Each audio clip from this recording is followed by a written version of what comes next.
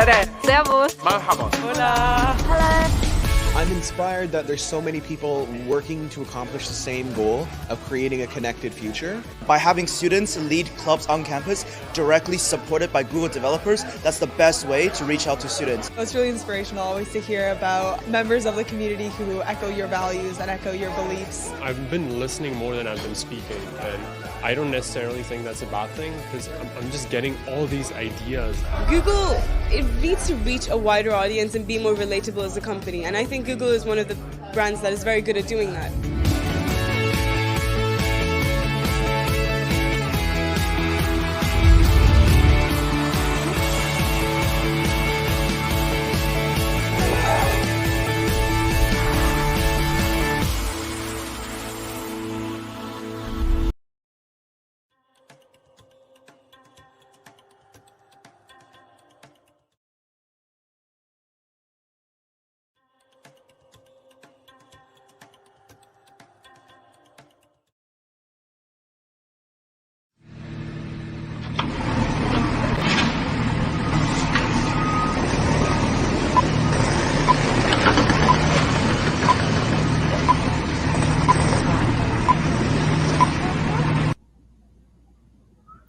Hi everyone, welcome back to our solution design series. Today is our last workshop and we're going to talk about how you can structure your projects and leverage Google technologies. So let's hear who is here today with us. So you're going to meet me again, Evelyn. I'm the DSC lead at UT Dallas. You also remember Erin and Lee Yoon. Hi Erin, hi Lee Yoon. Hi everyone. I'm Erin. I'm the DSC lead at Mount San Antonio College. Hi everyone, I'm Neyun and I'm a DSC lead at Portland State University. So if you were here with us like the last few weeks, you're going to be familiar with our face already. But today we are not going to be the one who in spotlight. Please help me welcome Danny, Kyle, and Ashay. Howdy, y'all. Hopefully you're doing well this morning, afternoon, wherever you may be joining us from the world. Some of y'all may already know me, but it's great to meet you. Daniel Fiorello, DSC Community Manager. I'll be joining in just a few minutes after our recap to talk about some amazing, resources that I have made available for y'all in this presentation, which will help y'all move forward in your projects. And hi, I'm Akshay, and I'm a DSC alumni. I was a former DSC lead and was a really good experience being able to work with lots of students and technologies. And so I'll also share some tips about how you can be successful in this virtual environment. We also have Kyle Paul, who will be joining us later. Not to worry, he's going to be answering all of our questions in a Q&A panel later. So stick around, and if you have questions already, or as we go through this presentation, drop them in the chat. We'll see y'all in just a little bit. Awesome. Thank you, Danny and Ashay. So for our today goals, we're going to try to have all of your concern and question addressed by our resident experts. At the same time, we want to help you to understand the technical architecture of your projects, how you can leverage Google technology when you're structuring your projects. And we're going to hear from Ashley as well how to test and validate your solution in the virtual environment. So if you remember this sprint, this is going to be our last step. And stay tuned for that. So here's the agenda of ours today. So for the first few minutes, I, Erin, and Lee Yoon, we're going to kind of like walk you through a little quick recap on what we have been so far in our series. And then we're going to hear from Danny on how to what you need to be aware of, the deliverables that are expected from the solution challenge teams. We're going to hear about a very interesting topic of how to not lose your friendship over these competitions from Danny as well. And then we're going to hear about validate and test in the virtual environment from Ashay. And then finally, we're going to have the technical architecture as well, the Q&A panel with Kai, Ashay, and Danny. All right, let's get started. So for the quick recap of the workshop highlights, please help me welcome Erin and Lee Yoon on the stage. Thank you, Evelyn. Thank you. As you might remember from the first workshop, we emphasized that in identifying your problem for the solution challenge, you want to be as specific as possible when coming up with your problem statement. And like identifying grammar in a sentence, you want to identify the location of the problem, the demographic affected by it, and action causing the problem you're tackling to find exactly what your team is looking at. One way to make your problem as specific as possible and narrow your scope is to follow these steps. You want to write down the problem in a concise sentence with all of the previously mentioned details. Then you want to write down opposite verbs to tackle a problem. For example, the opposite of struggle to distinguish is to help people recognize. And lastly, once you have the problem sentence or statement and the solution sentence down, do research about it. Modify and eliminate anything your team feels needs changing, and then help pick an idea. Lastly, your solution should also have room for growth, and you should leave time to test and improve your solution as much as possible. This is because you will always want live feedback from the users. And so you should test your low fidelity prototypes, remember post-it notes or quick prototypes, against your users. Actually, we'll cover this more in depth later, though, so stay tuned.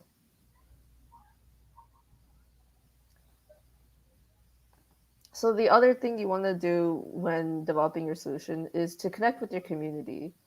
You want to relate it to either current or local events and hear from people on their opinions about the problem, such as professors, local businesses, nonprofit organizations, and even friends or family.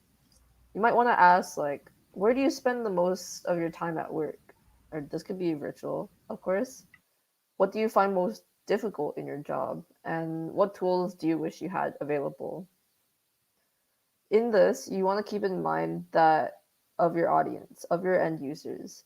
What kind of characteristics does this demographic have? And what kind of motivations and goals are you trying to support? And what kind of frustrations are you trying to calm down a little bit? And another thing you want to look at is similar products and trends in the market going on right now. When developing your solution, you always want to apply and maybe hop on the trend to market your solution better. One additional note, don't forget to utilize the Parthian platform, shown in the next slide, for more in-depth info about the UN's 17 goals. You'll get access to the platform when you register your team for the solution challenge. And I'll pass it off to Leon to recap about the second workshop. Thank you, Aaron. Here, I believe some of you might recognize here is the design sprint that we introduced in the second workshop. So over the last 2 weeks, we had helped you understand and define your problem space by narrowing down the scope from one of 17 UN goals, as well as how to start your market and user research, right? So then in the second workshop, we walk you through how you can utilize the output of the first 2 steps to transform it into ideas and examine their impacts with the decision matrix. So here, next, yeah. So here I want to recap what we learned in the second workshop. And I would like to highlight the first 4 phases in the design sprint. And Evelyn is going to recap what we should remember in the prototype phase. So let's go back to what we have learned in the second workshop. So we remember the design sprint follows these phases: understand, define, sketch, and decide. So what is understand? So you should remember it's a way to map out a plan, so you can have a solid plan to understand your problem. And what we can do is starting with surveys to deal with large amount of information and think about what you have from the surveys. And your team also decides to make the survey easy for filled out for the average user, where all the questions can be multiple choice, and that's a good practice for sure. As you want to get as many responses as possible from your community, and that will help you collect more data and information. The second thing I want to mention is we shouldn't cross off something possible significant, and um, and we don't want to lose any information at the beginning, since we still need to understand a problem and make a reasonable plan.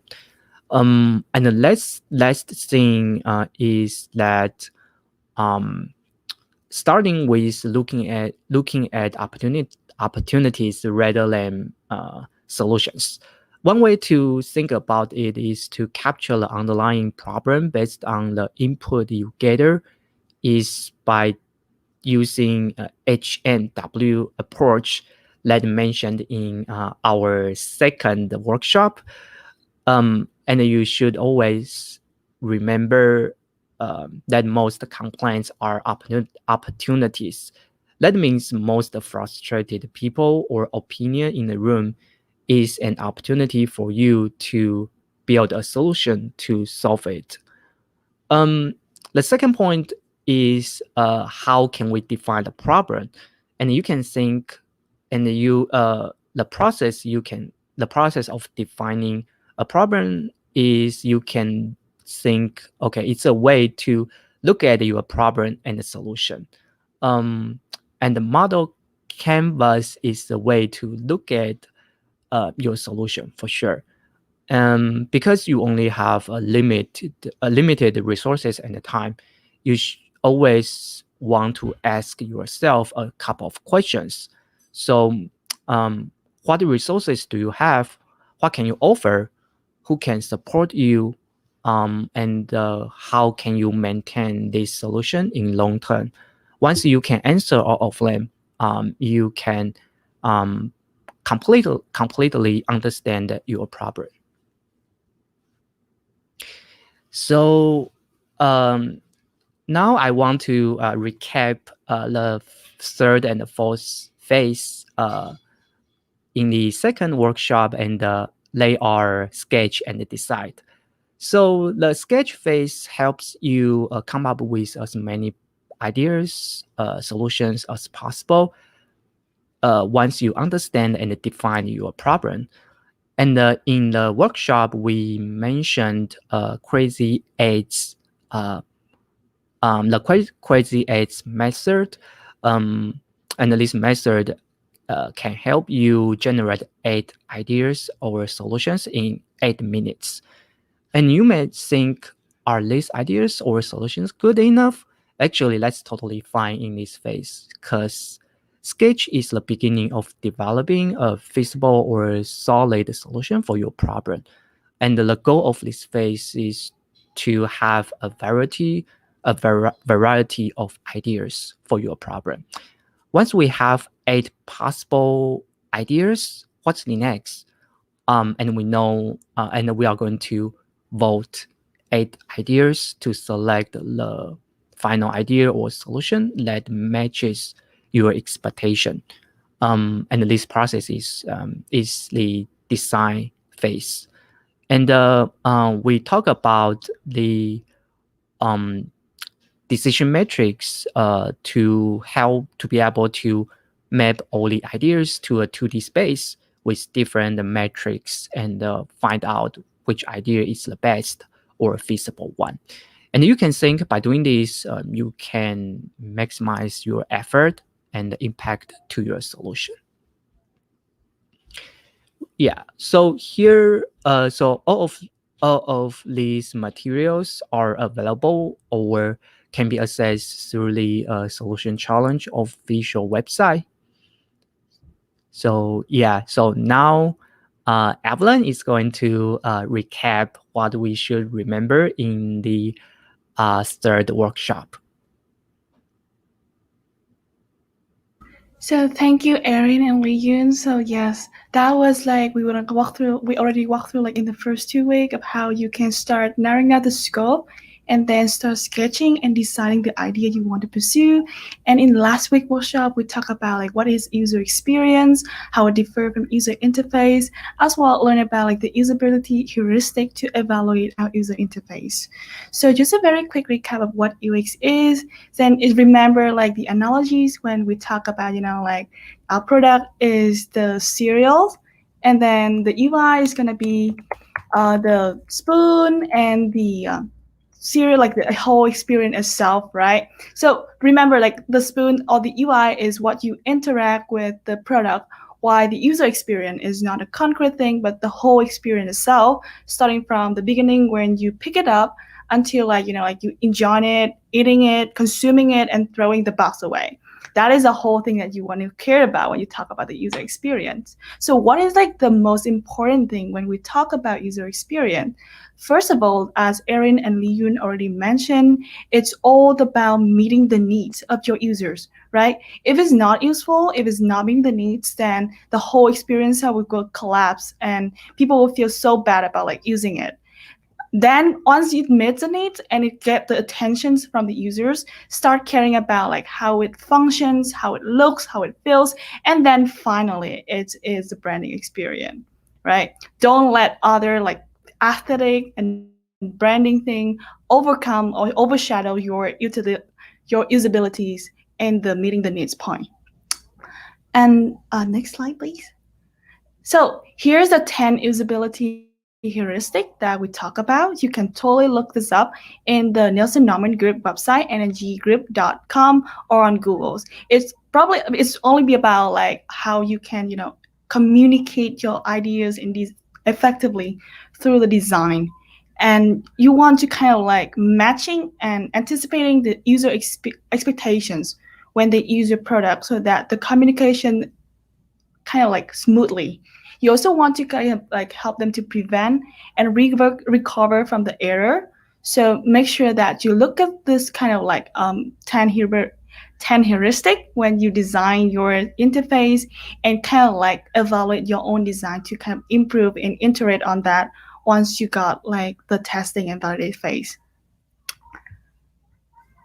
All right. So one last point that we highlight in the last workshop is that a prototype is not the goal. It's just a tool for you to communicate your idea in a visual and interactive way, right? The prototype is a way for you to validate your assumptions about the user needs, to test it with the user without actually investing time and effort in coding, in building and deploying. You don't want to waste like a week, like a month just to build something and then you figure it out, oh no, it's not like the right product to build from the very beginning. So make sure to use this one just as a way to validate your assumptions, not like the final goals of it. And remember that there's a lot of like UI kits available for you when you design so that you don't have to design from the scratch again. Leverage that, especially like Google Material UI. And how about we welcome Danny back on the stage to kind of highlight why we need to kind of like differentiate between like the prototype and the actual deliverables that the solution challenge team need to deliver. Yeah, awesome. So before we move on, I do want to just thank y'all for this amazing recap. Over the past 3 events, it was a really good opportunity for students to get intro into these amazing resources. Y'all did a wonderful job. And I just want to say thank you so much. And let's give them a warm round of applause from the chat, everyone. They will still be here helping answering y'all's questions. But for now, you're going to be with Danny, and we're going to talk about what a project deliverable is, as well as how to connect it to what you're actually doing with Solution Challenge. So thank you, Evelyn, Aaron, and Leon. We will see y'all later. All right. So what we're going to do here is jump straight into what a project deliverable is and how it connects to Solution Challenge. So one of the things I'm going to do here in this presentation is there will be a ton of external links just in case y'all have not gone through defining any project deliverables in the past. It's a really good resource for y'all to look through as you continue on with the Solution Challenge and you begin to actually get hands-on with your specific projects. So for those who don't know, right, the definition of a project deliverable is an action or specific output. It's created as a result of work performed on the course of the work.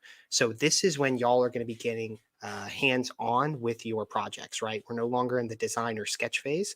We're going to be looking at what technology we're going to be utilizing and what we are going to set up to build this solution in real time. So this could be anything which exists within the scope of the project.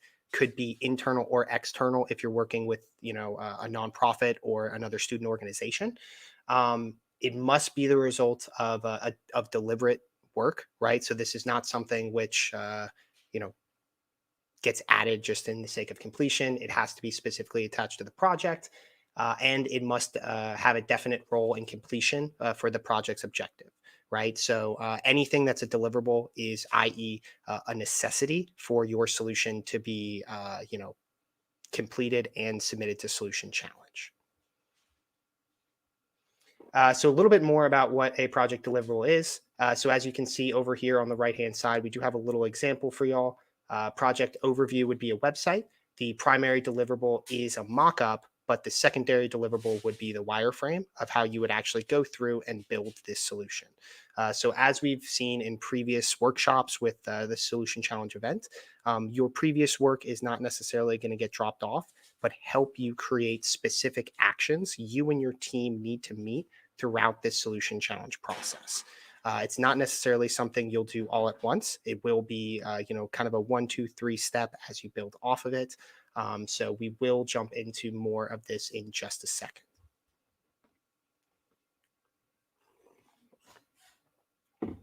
Sorry about that. Had to drink some tea.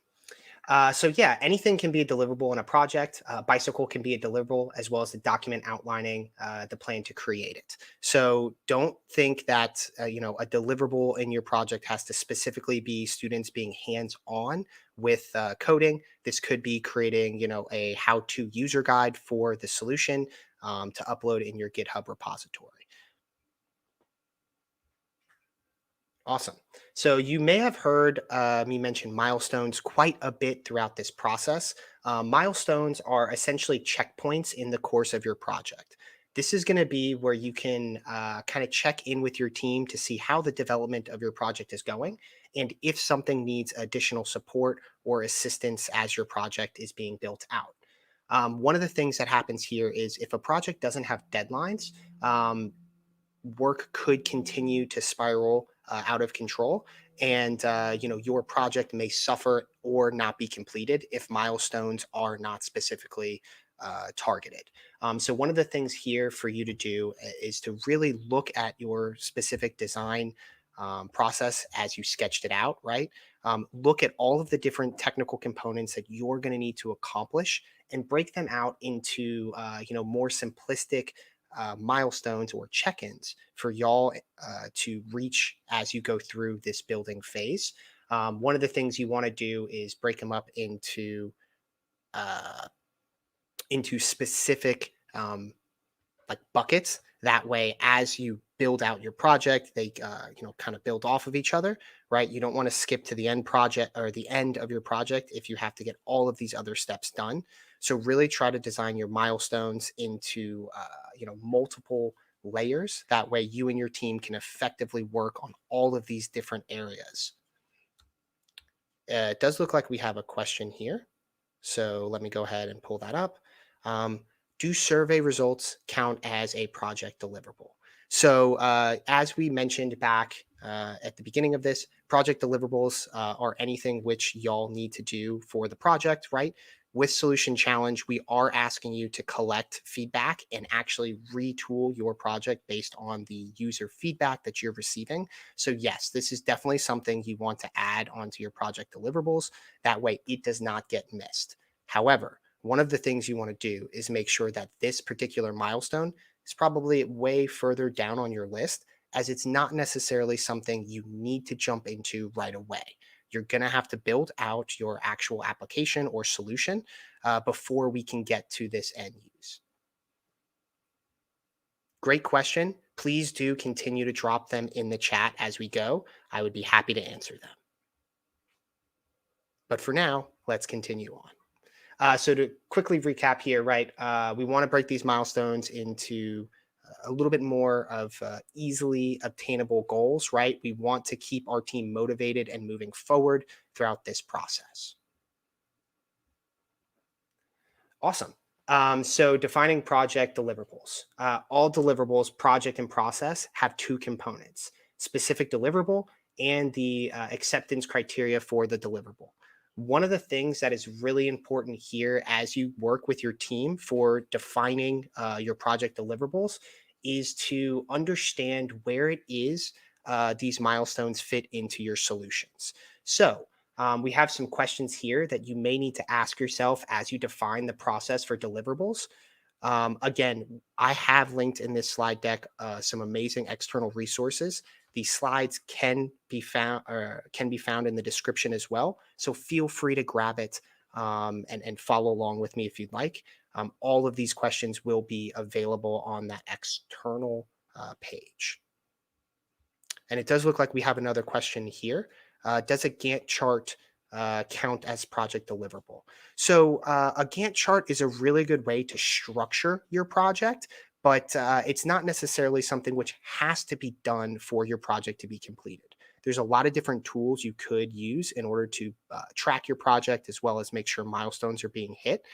I personally love a Gantt chart and I think it's really easy to follow. So I would recommend using this, but it's not necessary to be included if you want to do, some other sort of, milestone tracking.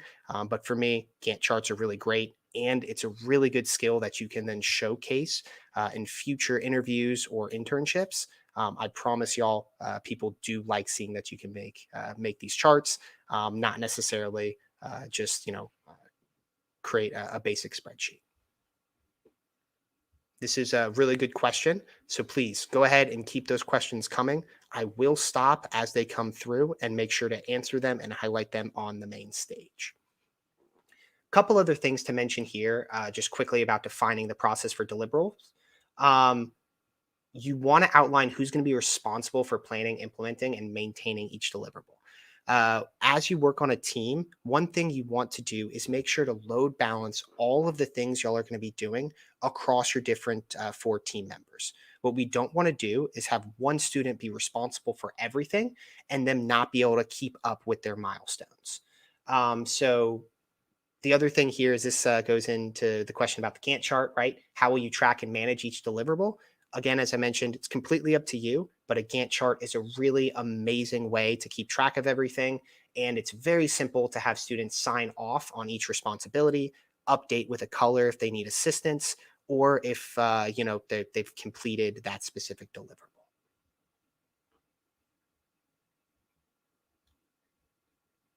Sorry about that, y'all. Looks like it was a little delayed in switching over there, but we got it. So couple tips to cover for managing project deliverables, and I am going to connect these to Solution Challenge for y'all. So feel free to ask any clarifying questions as we go. So number one, define the deliverables before you start your work. As you heard, in previous workshops, designing, sketching, and coming up with a plan before you get active with coding is really important. So none of the things that you work on get wasted. So take the time to get with your team, look at everything you've done thus far, and come up with a list of milestones and specific, project deliverables, which you need to hit throughout this, next month and a half process of building your solution out. Be thorough when gathering requirements for each deliverables. You want to outline any resources that students may need as they go. So that way you don't have to come back when that particular milestone or deliverable comes up. Students can jump on in and get it done. The other thing you want to do here is really look at the project's objective to uncover your key deliverables. You don't want to just come up with a huge list of things, which you have to go back and check off of. Make these deliverables and milestones specific to your process as you build out this solution. There's no need to overcomplicate, your Gantt chart or anything like that. Just go ahead and make sure that whatever is here is absolutely necessary for you to move forward with your project. You want to move deliverables into distinct phases to help you track them better. I mentioned this earlier, right? But what you want to do is make sure that as you're building your project, you're starting with the fundamental technical components. So that way, as you build out and add more specific components on top of it, you can add in layers and begin testing with users towards the end of this learn and build phase. If you don't have specific deliverables bucketed into the ways which will help you deploy your application, you may be spending a lot of time trying to build something which is not necessarily able to be launched or tested at this time. So really look into how you're setting this up and make sure to not jump to step 4 if you have not built step 1 yet. The final thing here is deadlines. Deadlines are really important. Make sure to put a deadline for each one of these deliverables and ensure that your team members know these due dates. One of the things that will happen in this project building exercise is students will have things which come up, whether it be for school or home, and that's okay. But this project deliverables exercise is designed to help keep everyone on track and make sure that no very important milestone or check-in is missed. And if something does come up, you and the team can quickly address it and get back on track. We've seen that teams which don't follow, a good project deliverable or Gantt chart type of flow will suffer in the end. Depending on the amount of time that they have, they could be staying up really late to try to fix a lot of things, or the team could crumble if people do not follow through with what they've signed up for. So it's really important to check out all of these tips, right? And again, there's an amazing external resource linked in this slide deck, which you can find in the description. So it does look like we have another question here. So let me go ahead and bring that up. So if we're using a design tool to plan out design for map, our technology, small mini app that works for a small part of app, will count as a deliverable. Is that correct? Yes. So if there is a specific point in your application which you will need to build and then add into your design, that will be a particular deliverable which you will need to add to your project tracker or Gantt chart, right? The reason for that is you want to make sure it's implemented at the right time and the rest of your application is ready to go to support this specific part of your project. Great question.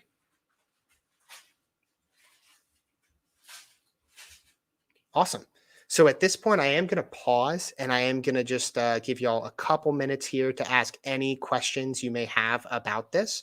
I know I went pretty quick through some of these tips, but one of the best things about this slide deck is that we're going to have all of the external resources linked there. So feel free to check them out and reach out to me if you have any questions. I would love to help you and your team set up, not only a project tracker, but also make sure that the deliverables on there are set up correctly and you'll have proper milestones for your project.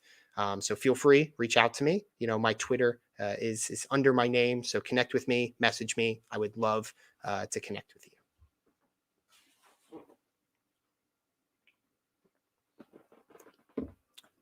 If there is no other questions, I'll give it just another second and we'll continue on.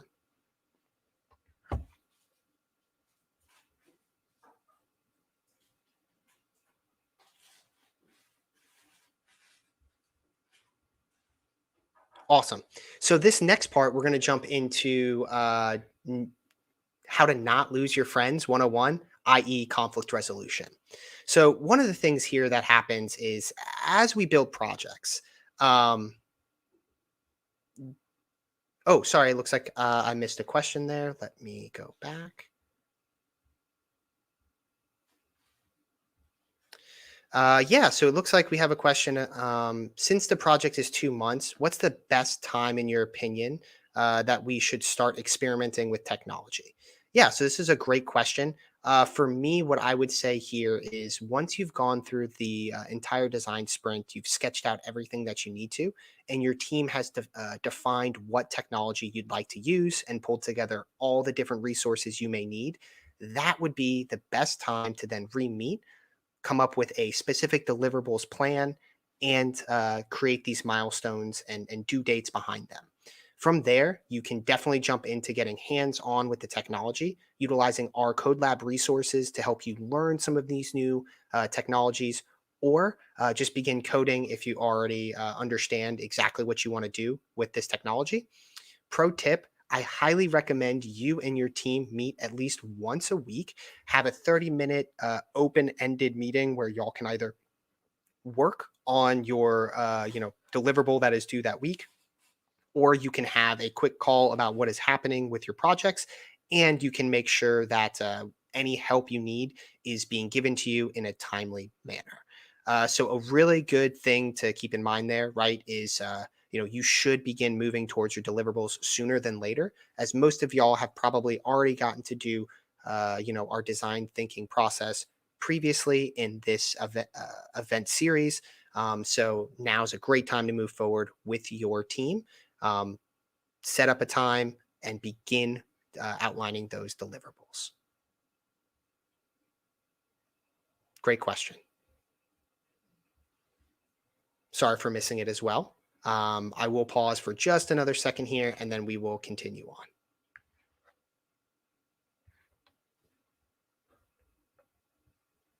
Cool. So as I mentioned just a minute ago, this next topic is going to be talking about how to not lose your friends 101, i.e. conflict resolution. So in the real world, what happens when we're building projects is, sometimes, and in fact, quite often, we don't always agree with each other, right? There's a lot of dissenting viewpoints, or, maybe we think a particular technology could be utilized, more so than another one. And we really just don't know how to come to an agreement. One of the things I'll talk about here is how you can avoid these issues and give you some tips as to how to solve them within your team and continue moving forward with your milestones or project deliverables. So first of all, what I want to say here is conflict is not necessarily a bad thing, right?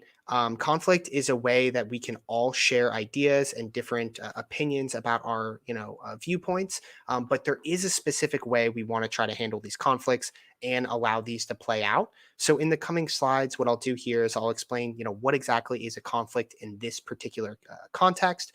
I'll talk about the different conflict resolution techniques that you can utilize. And then I'm going to talk about how to find the right resolution for your team. So what is a conflict? I think we all kind of know what a conflict is, but basically it's, argument or disagreement, which does happen. It's natural, right? It's a disagreement of different viewpoints, which results in a serious disagreement or argument, typically a protracted one. So in a project, right, what happens here is conflict can really, break down the teamwork and the team's cohesion with one another. So as leaders, as members of your team, it's really important that we try to address these conflicts early on, and we try to come to the best resolution, not just for the team, but to help make sure that our project continues moving forward. Remember, conflict resolution is a way for two or more parties to find a peaceful solution to a disagreement among them. The disagreement may be personal, financial, political, or emotional. One of the things I want to remind y'all of is we're asking you to identify and work on one of the United Nations 17 Sustainable Development Goals. These goals could hit home for many of our students participating, which could lead to some of these disagreements. It is okay for there to be disagreements, but we want to make sure that we do not make personal attacks or say anything demeaning to one another. Remember, be respectful, and let's try to have a conversation where all of our perspectives can be heard, respected, and we can move forward with the project that we agreed to. So now what we'll do is we'll jump into some conflict resolution techniques. Again, as I've mentioned, I've shared some external resources here. This one is actually from Notre Dame. Really good, insightful thing or insightful webpage, which I think y'all should definitely bookmark and check out. One of the other things I'll mention here is conflict resolution is not something that you ever just kind of finish learning. This is something that throughout your corporate career, your software development career, whatever it is you're going to be doing, you will gain more insight to conflict resolution. You'll have more experience in this, and you'll pick up more pro tips along the way. I've been working with many different communities over the past 3-4 years, and I can tell you I still have a lot to learn. So don't think that this is an end-all, be-all collection of knowledge. This is just a great place for y'all to kickstart and to kind of understand how you can avoid upsetting particular students as we go through this project phase. So what you'll see on screen is listen, then speak out. One of the things that we have a tendency to do, when things are emotional, is we tend to want to speak immediately. One of the things I've learned as a leader is it's best to sit back and listen first. Let all of the issues or the conflict come out so you can understand the best way to move forward for your team and your project. Reacting emotionally is never going to be in your best interest. So always try to listen before you speak, right? I know we've all heard about those active listening techniques over the years. So definitely practice them here. The second one here is gathering the group, right? One of the things you don't want to do is, if only 2 members are having an issue in this project building process, is to just pull them into a group. We want to bring everyone together as a team because, we're all in this together. Everyone should be kept in the loop of how issues are being addressed, especially if we're talking about, technical components we may want to bring into the solution challenge. Everyone on the team should be involved in these. Also, this helps quash any additional bad blood which could come from these disagreements. Remember, y'all are here to build an amazing solution to a local problem and work together as a team. So try to, be friendly and open to one another's issues, but not necessarily just dismiss them, right? Everyone has a right to believe and have a specific approach to a problem that they would like to use. Finally, on this slide here, we have be impartial. I know it's really difficult, as many of us may be working with friends that we've known for a long time, and there might be someone new on our team. But don't just take the side of your friend or colleague or someone you've worked with in the past because it's easier. I know that sometimes you may agree with their particular mindset, but you shouldn't display any sort of favoritism and or allegiance to one member versus the entire group. Your job as a leader is to be impartial and to act essentially as a mediator between the two and come up with a peaceful resolution so we can get back on track with our deliverables and milestones for the solution challenge project. I am going to briefly pause here and just remind y'all, if you have any questions, feel free to drop it in the chat. I'd be happy to answer them as we go. Awesome. So let's continue on here. So we do have a couple more techniques I'd like to just touch upon. So number one, do not postpone conflict resolution. One of the things you want to do is address conflict immediately. Otherwise, the situation could escalate and lead to even more issues. One of the things I mentioned earlier is, if one person is having issues, but they're not being addressed, they may just stop coming to y'all's meetings or completely drop off from the team. Remember, we don't want to ostracize anyone or make them feel that their concerns or ideas are not invited or welcomed. Any conflict should be elevated to the team as soon as possible. The other thing we want to do here is encourage teamwork. So y'all may have heard this from me in the past, but I say this a lot: one team, one dream. This is something I would highly recommend y'all to take as a motto for Solution Challenge. Y'all are all in this together. There's no reason to point the finger if someone misses a particular milestone or makes a mistake. As a team, you should uplift one another and help each other get to that promised land, which at the end is that Solution Challenge submission of a fully working prototype for a technical project covering one or more of the 17 sustainable goals in your local community. Finally, this kind of goes with promote teamwork, but broadcast praise, right? So don't underestimate the power of encouragement and motivation. A simple message of, hey, great job, Evelyn. I really like the way that you implemented, this particular Firebase, code into our project. It's really going to help our users have a single sign-in process for this application. That way, they don't have to worry about creating an entirely new, login. They can just use their Google email, and it'll be super simple for adoption, right? Saying something like that will motivate your students to continue working through some of the issues that they're having, as well as to share praise with the team as well, right?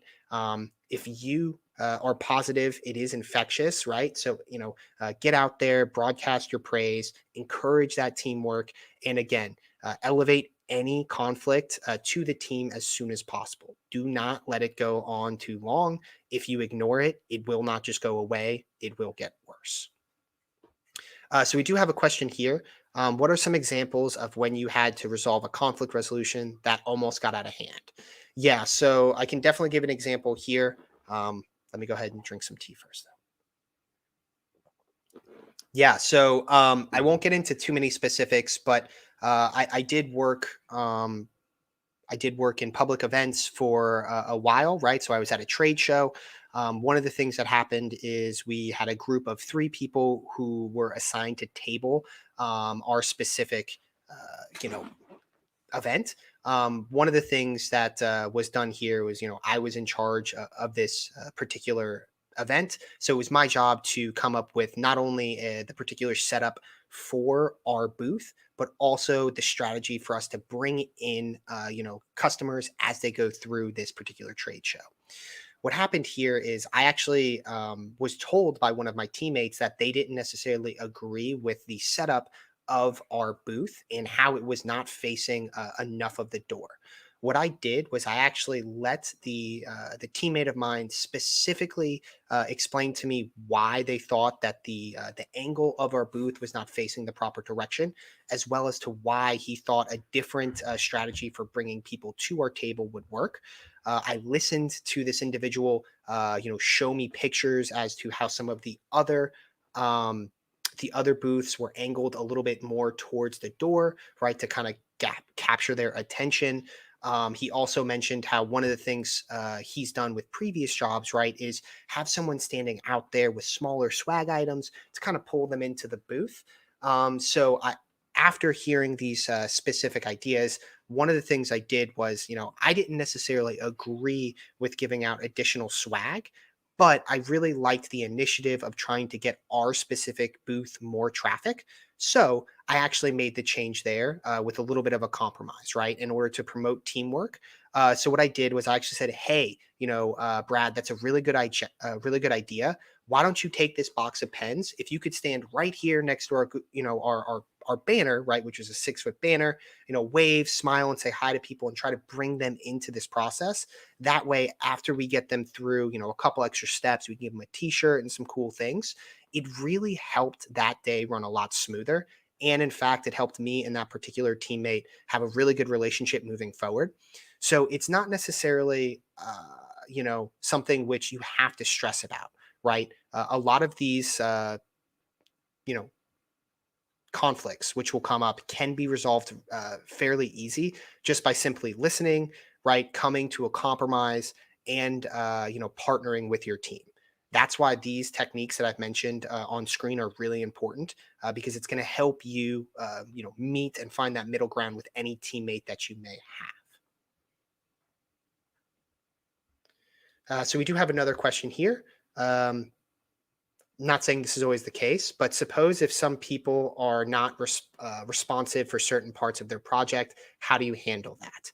Yeah, so this is a really good question. One of the things that happens in defining your milestones as well as deliverables is you want to make sure that each student is signing off on what it is they're going to be working on. From there, you're going to want to try to set up weekly meetings with your team, whether they be in person or virtual, to kind of check in on the process and figure out where they are with their milestone or deliverable. If students are not responding or showing up to those meetings, that is where you could potentially take action and maybe even find a new teammate to take over if for some reason they're unable to continue with the solution challenge process. Remember, you only need to have 4 maximum students, so keep that in mind, and you want to make sure that everyone is actively working on your project. So pro tip, set up meetings once a week to review any Gantt chart or specific project tracker you have. Make the students who are on the team show up and give an update each time.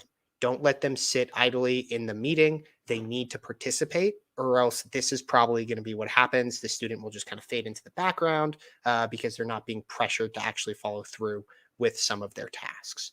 So really good question. And I wish you luck in this this exercise. Reach out to me on Twitter or LinkedIn if you're having issues. I would love to try to help if I can. Awesome. So let's go ahead and continue on here. I do have a couple more things to cover before we pass it over to Akshay.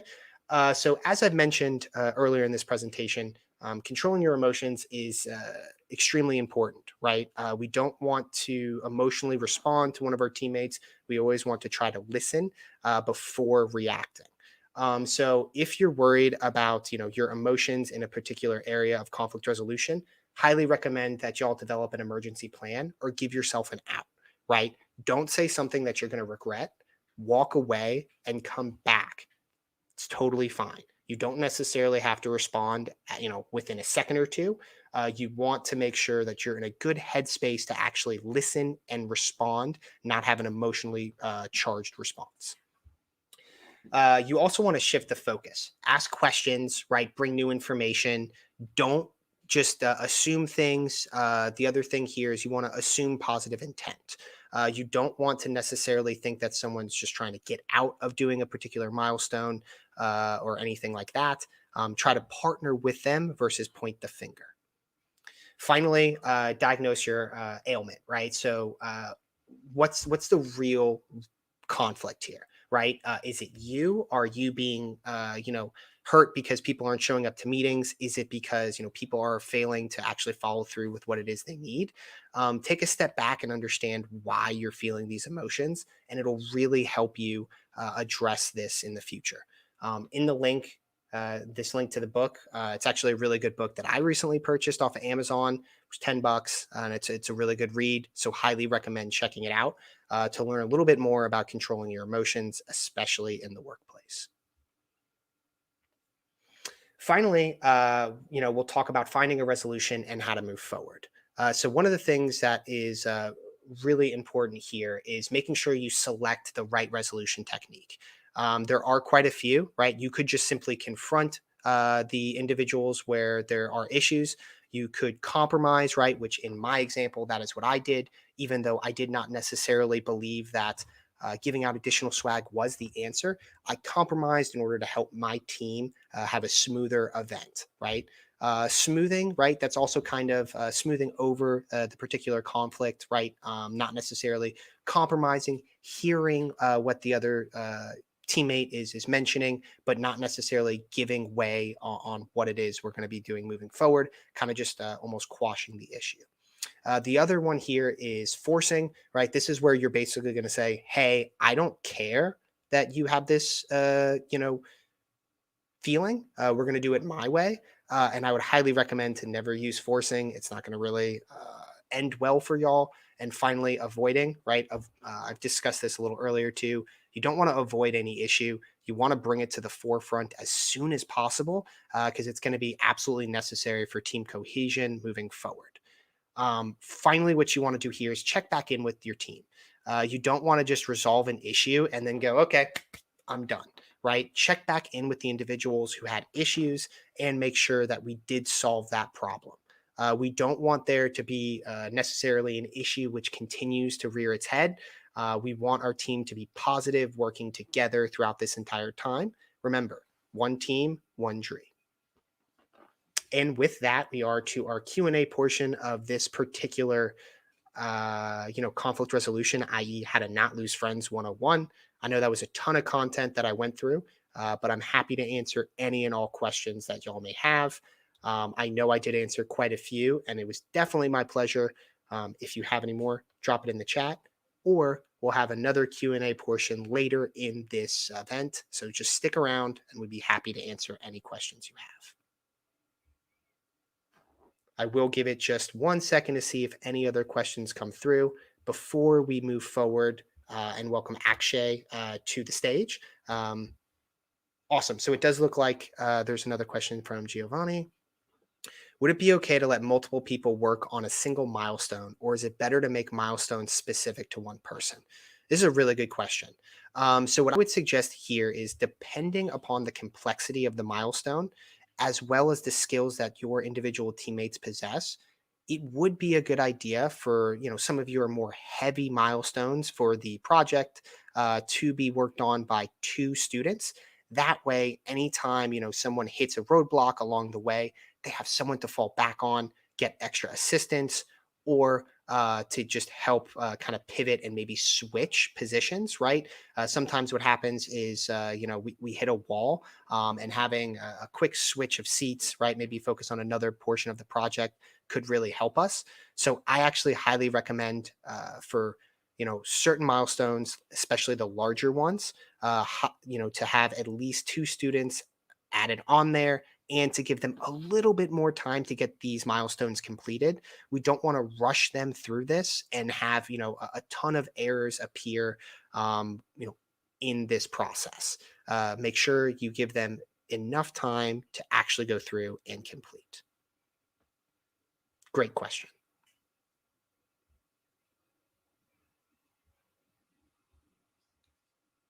I'll give it another second here for more questions to come through, and we'll continue on.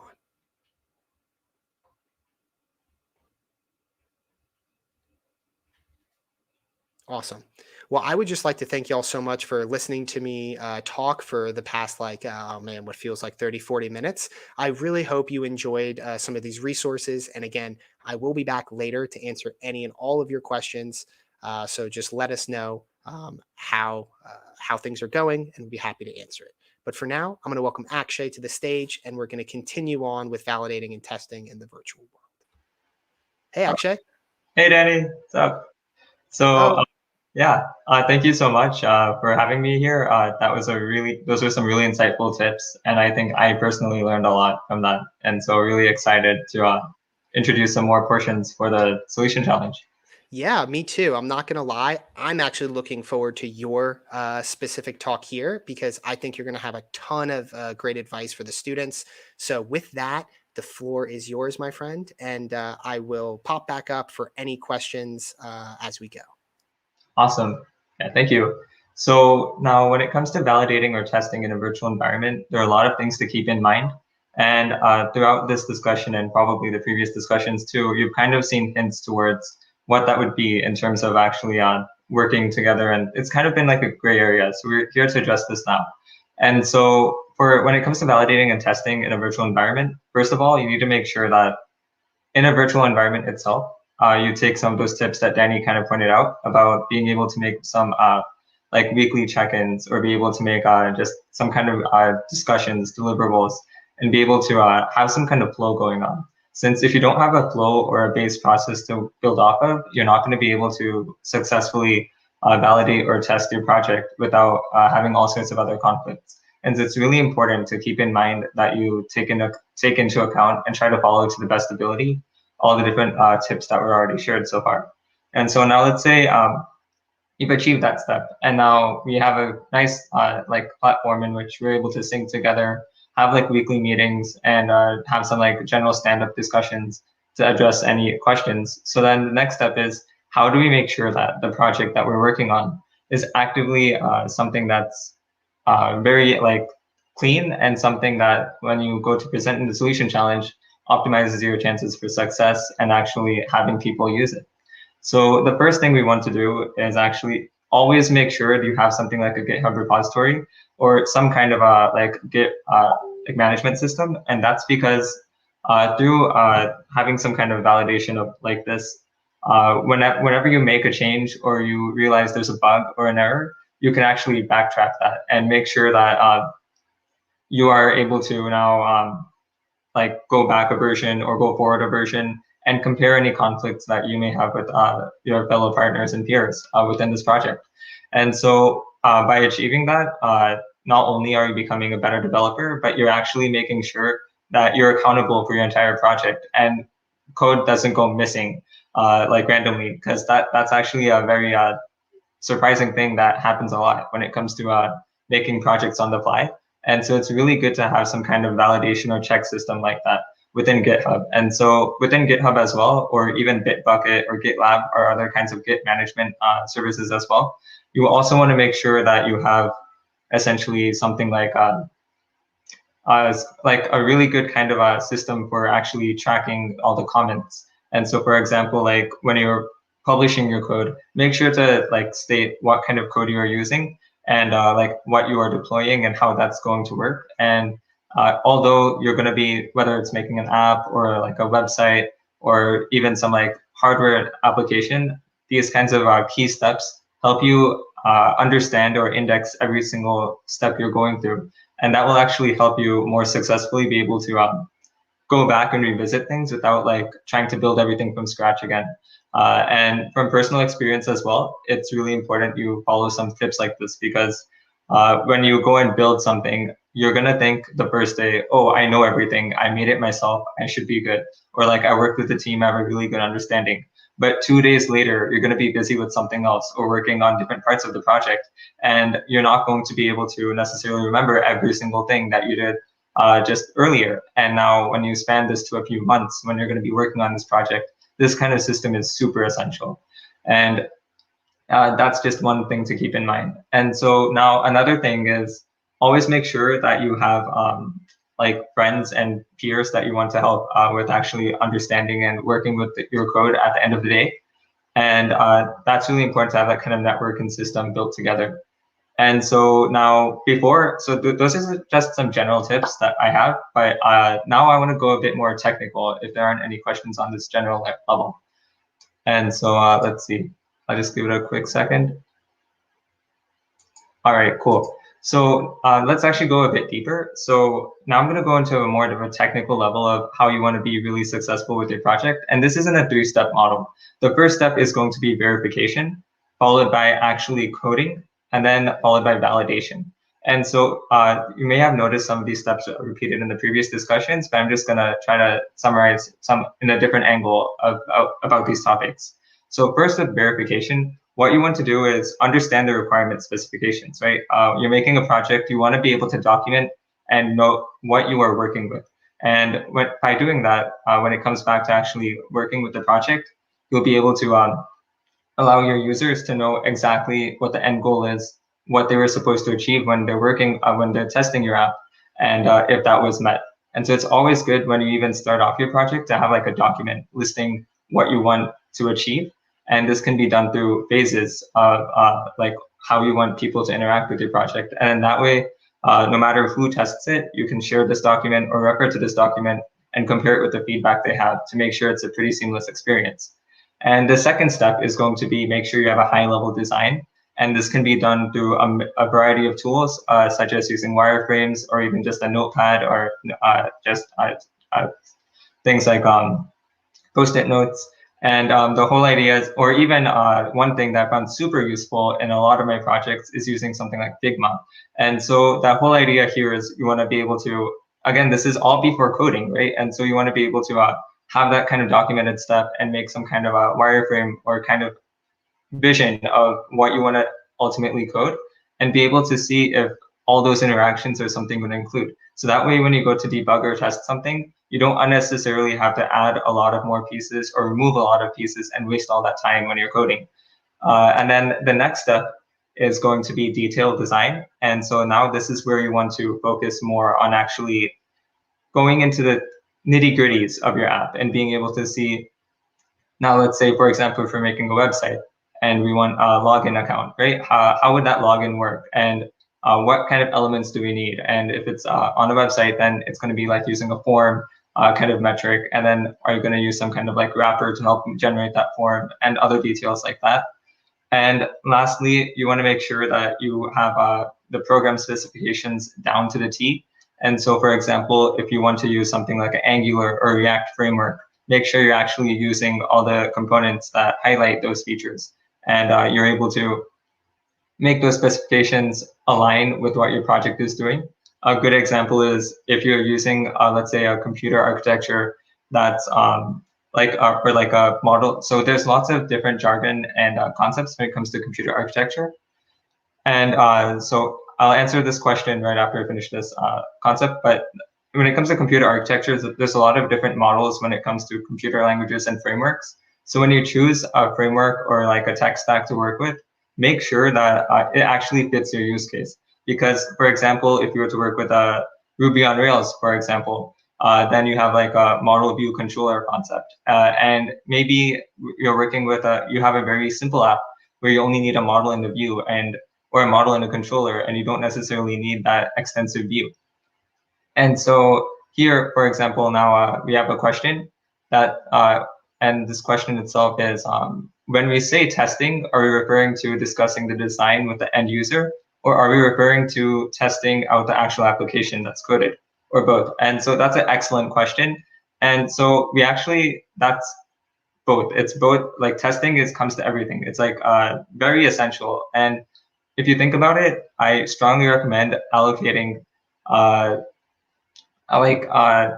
for just not just coding, but testing as well. And so I'd gone through the verification step, and then after that, you want to be coding, right? And so the verification step is essentially to ensure that we are testing ourselves or allowing us to have benchmarks, so that way we can refer to those benchmarks when we are testing our code itself, when we're coding. And then, of course, we always want to test with the end users as well. And so I will now summarize that with the 4 core steps, going in reverse essentially of how I did for verification. So I'll quickly speak about the validation concept. And so validation itself has 4 major proponents. And the first one is going to be unit testing. So unit testing is something that you may be familiar with if you're a CS major, and if you're not, that's fine. But basically, this is going to be a kind of test that you want to do specifically within your code. And that's going to be, let's say, for example, if you want a user to log in, then you want to make sure that they're able to log in with the code that you have. And you want to essentially make sure that every bit of code that you have written for that is going to be essentially something that you want to check with steps and have like print statements or like any kind of information. So that way you're able to clearly and safely ensure that the code that you have is not something that works only once by fluke, but something that's like actually secure and stable.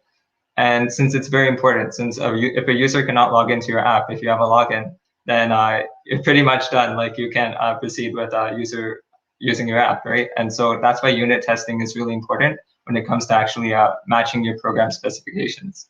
Next, when it comes to something like integration testing, what we want to focus on is actually making sure we have any kinds of integrations or kinds of things that we want to use, let's say any dependencies, APIs, libraries. You want to make sure that they're integrated properly.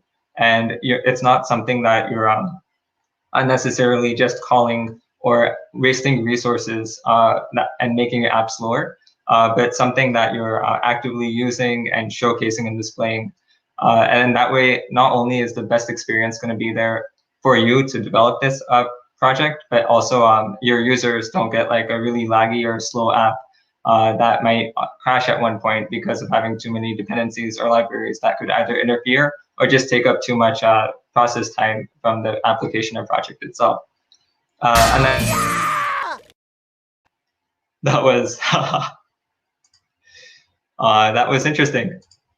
Okay, and so finally we have a system testing, and so that's going to be something where we want to essentially go over the various steps in terms of the system itself, and how basically if you like now, let's say we're using like a mobile application that's going right now in that works perfectly with Chrome. You want to make sure it also works with like, let's say Firefox, Microsoft Edge, and like any other popular browsers, and make sure that the entire system or application itself is good to go. And then finally, this is now referring to the other bit of that question that was asking about coding user testing versus code testing. So the last part is going to be your end user testing, and that's going to be where you invite your friends or just make multiple accounts or virtual users to help actually pull apart your app and make sure that every time the experience that you want to showcase within your app is being showcased. And so that's kind of like the general steps. Hopefully no one got too lost in there. I'll be happy to actually go through it and help you out with understanding anything else in this process. So yeah, that basically summarizes some of the core features and areas in terms of the kind of steps when it comes to actually wanting to test and make something successful and reusable, as well as giving you an awesome chance at actually succeeding in the solution challenge. And finally, some final few tips I have would be something like always make sure that you're reviewing your work constantly with your peers. Go through walkthroughs, inspect various details, ask questions. Questions are great. And always understand that no one is expecting you to make a company or some kind of amazing app that was going to solve and do everything within the next few months. It's only something that should just focus on an experience. So don't worry too much when it comes to something like security or like something where it's like vulnerability or like small like niche areas. Like while those are important, make sure those are highlighted in the core experience you want to show, and not something that you want to spend too much time on developing when it's not going to even be showcased or used in the bigger picture of the solution challenge. So those are just some fun tips I have in mind and I've been sharing. Hopefully you all enjoyed that. Yeah. So first of all, thank you, Akshay, so much for joining us, as well as going through those amazing tips. I know some of y'all may have some questions, so feel free to drop them in the chat. The other thing I want to remind y'all here is we are going to have a Q&A portion at the end, so we can always come back for questions at the end. The other thing I want to mention here is sorry if I gave you all the jumps with that SpongeBob. Just wanted to make sure that the audience was awake and paying attention to all of those fantastic tips.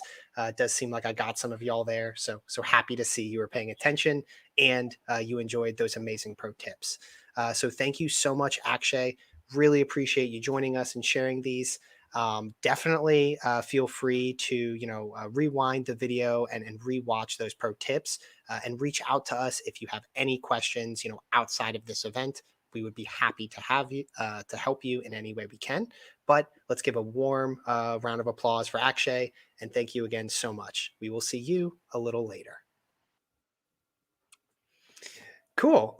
So let's go ahead and get back to our slide deck here. And we will be welcoming our next speaker, Kyle. So Kyle, welcome to the stage. How are you today? Hey, everyone. How's it going? How you doing, Danny? Doing very well. It's been a really good session here so far. We've been sharing a ton of pro tips as to how to get started with your projects now that we've kind of gone through some more of the design thinking sprints in our previous event. And now we're really looking forward to jumping into kind of what's next with the technical architecture here with you and myself.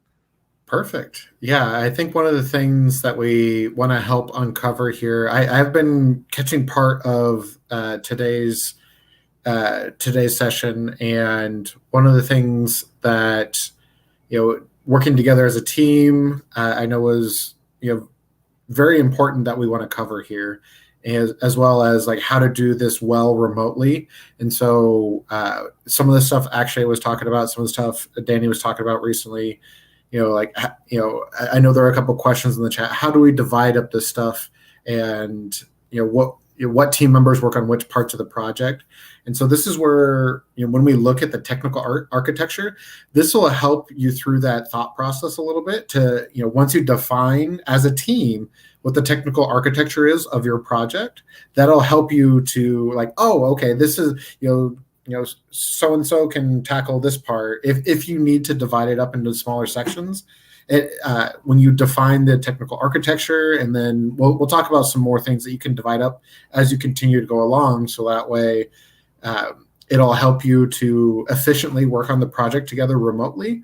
But then also it's, so a little bit of background about myself. Prior to working at Google, I'm a classically trained software engineer. So I've worked in the industry for many years, writing code for different companies, and I can bring in some of my experience, and a lot of what Danny and I will be sharing is actually how teams get structured in the real world on how you divide up parts of the project. So some of the tips that we're going to be giving you is not just like, here's how to work on a solution challenge project. It's like, this is really how teams work in the real world, on, remotely or not. So I'm looking forward to helping, inspire you, and hopefully help you to work on your projects more efficiently. Yeah, absolutely. One of the things that Solution Challenge is here to do is not to just help you build an amazing solution for your local community, but to also help you prepare for some future, projects you may be working on when you do leave university. So let's jump on in. So when people think of apps, they usually think of mobile devices, laptops or desktops, computers, tablets, even smartwatches. When we think about mobile applications written in Kotlin, Java, or Swift, or maybe a cross-platform framework like Flutter, we think about HTML, CSS, and JavaScript. But this is only part of what makes our app work, right? So there's a lot of things that go into behind the scenes to make, some of your favorite apps function, right? So think of how y'all, interact with TikTok, maybe Instagram, things of that nature.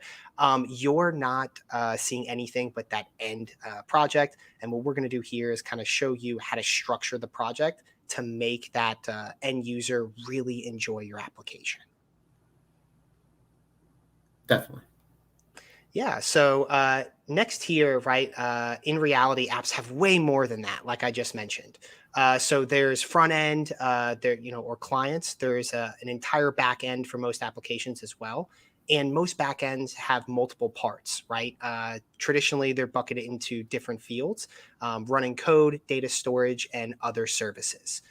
On screen, you can see the graphics here. We've kind of broken it up into front end client, right? Back end server, data storage, and other services.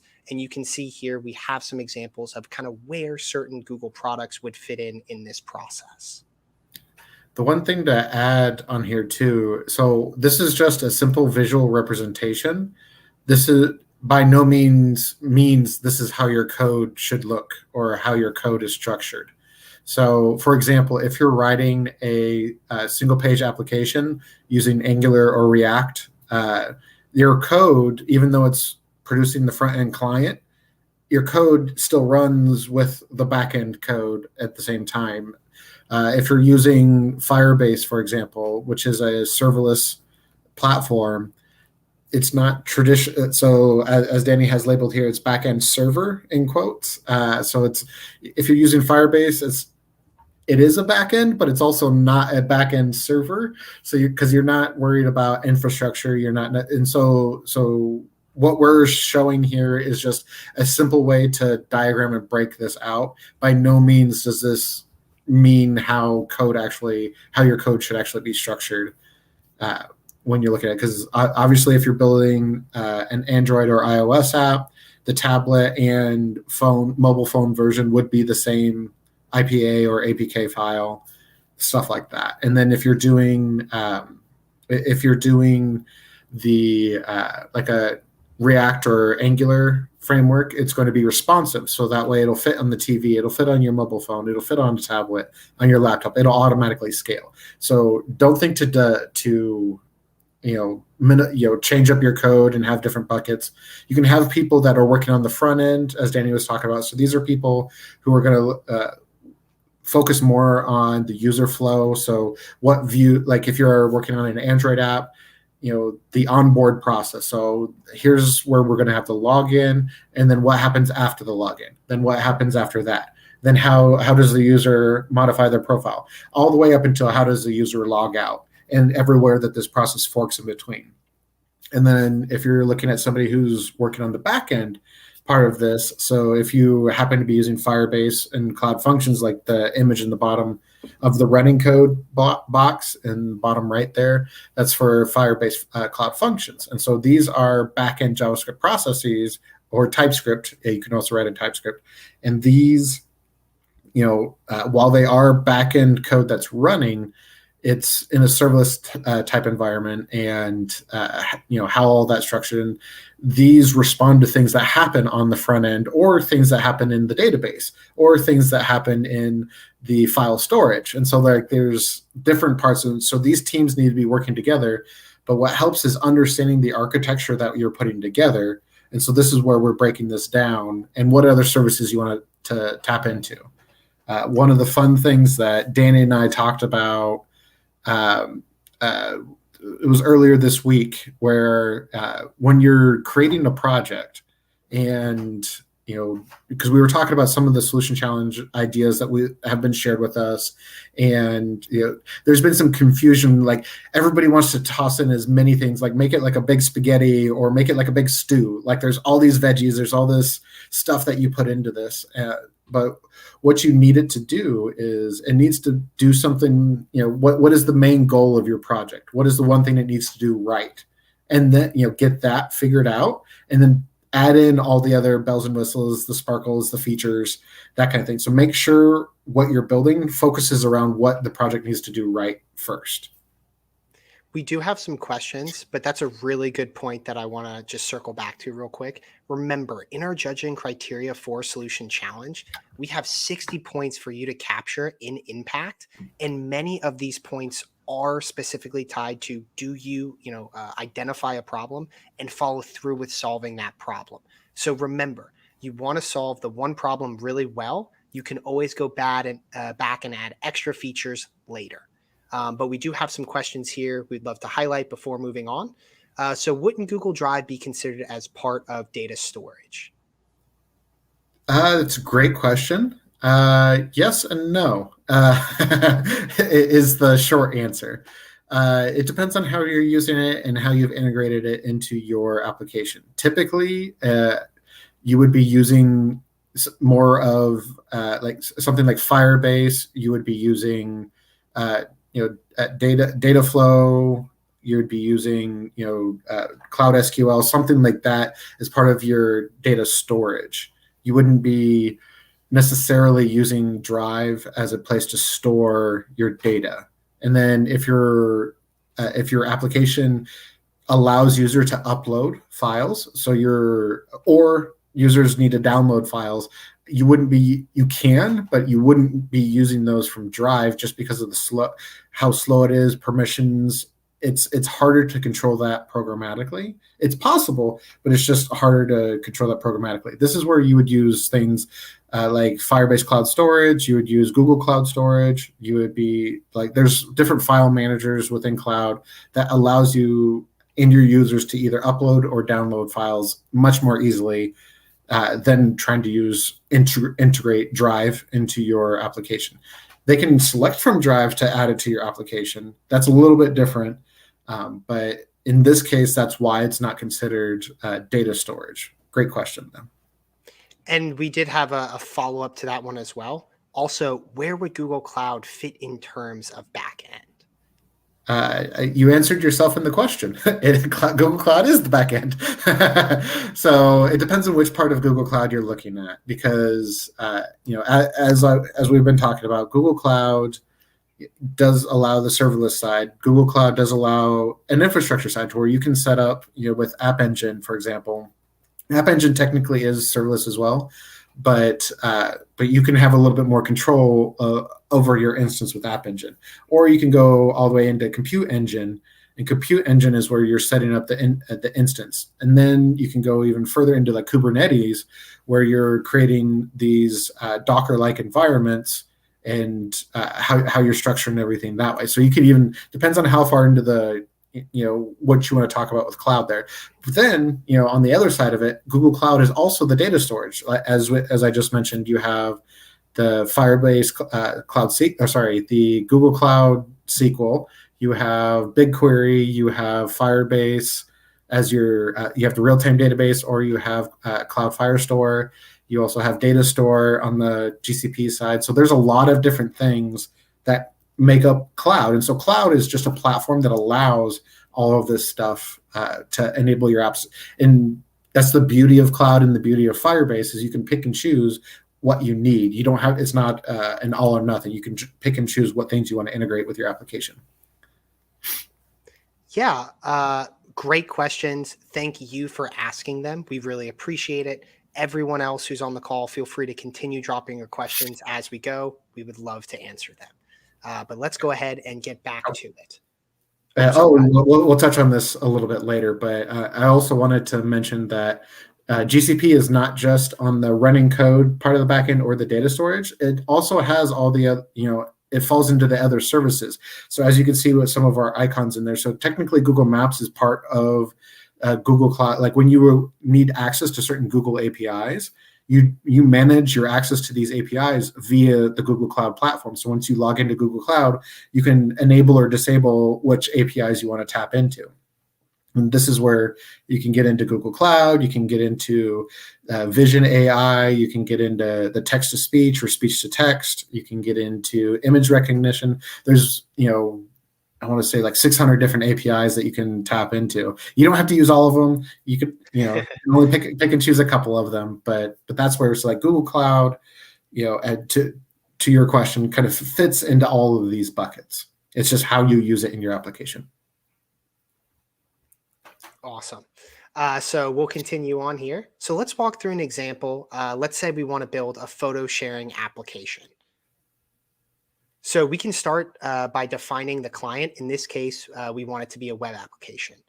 From there, we're going to need somewhere to host our back end and run our code. For that, we could choose Cloud Functions.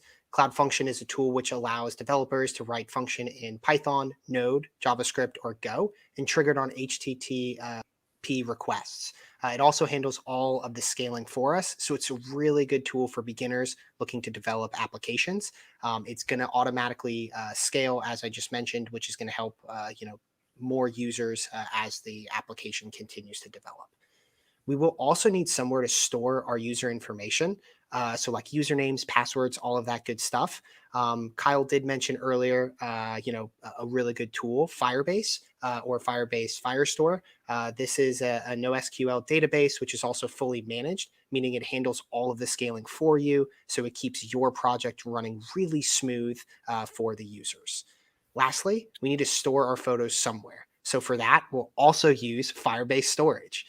This is Firebase's file storage location, which allows us to store the photos in the cloud and allow anyone to access it. Awesome. And since Danny brought up Firebase here, Firebase is one of my favorite Google tools to use. Firebase also has their own version of Cloud Functions called Firebase Cloud Functions. However, that version of Cloud Functions is, as I mentioned in the last slide, is only JavaScript or TypeScript. And that's where you can still use the Google GCP Cloud Functions as part of your Firebase project. If you're using Firebase, you can still use the GCP Cloud Functions if somebody is more proficient in Python or Go, as some of the other languages that one supports. The other clarification I wanted to make with what Danny was saying, if you're looking to store usernames and passwords, please don't. Yeah, I mean, with the security of the application and everything like that, one of the amazing features that we have is a Firebase authentication, Firebase Auth. And with that securely helps you manage all of your user accounts for your application. So if you're using Firebase and I highly recommend you use Firebase authentication if you want your users to be able to log in, manage a profile, or have data that's assigned to them as a user. Look into Firebase authentication. You don't have to worry about saving passwords. It allows you to do single sign-on. So if they want to log in with their Google login, Facebook login, Twitter login, GitHub login, there's like 12 different ways that they could log in, just built into Firebase authentication.